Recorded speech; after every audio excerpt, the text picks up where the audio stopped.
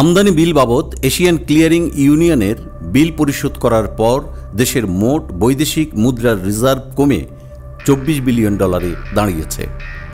এর আগে আজ মঙ্গলবার আকু বিল বাবদ $2.02 বিলিয়ন পরিশোধ করে বাংলাদেশ ব্যাংক। এরপর আজ BPM-6 পদ্ধতি অনুসারে রিজার্ভের পরিমাণ দাঁড়িয়েছে $24.45 বিলিয়ন, আর গ্রস রিজার্ভ $29.52 বিলিয়ন চেয়ে সামান্য কম। তবে নিট রিজার্ভের তথ্য দেয়নি বাংলাদেশ ব্যাংক। আকু হল একটি আন্তদেশীয় লেনদেন নিষ্পত্তি ব্যবস্থা। আকুর সদস্য দেশগুলো নিজেদের মধ্যে যে আমদানি রপ্তানি করে তার দায় 2 মাস পর সমন্বয় করে। প্রতি 2 মাস পর গড়ে $1.25 বিলিয়ন মতো দায় শোধ করে আসছে বাংলাদেশ ব্যাংক।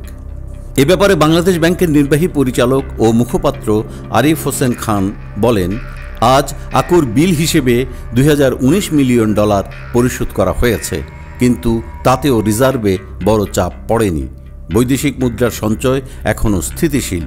প্রবাসী আয় ও রপ্তানি আয়ের উন্নতির কারণেই এটি সম্ভব হয়েছে।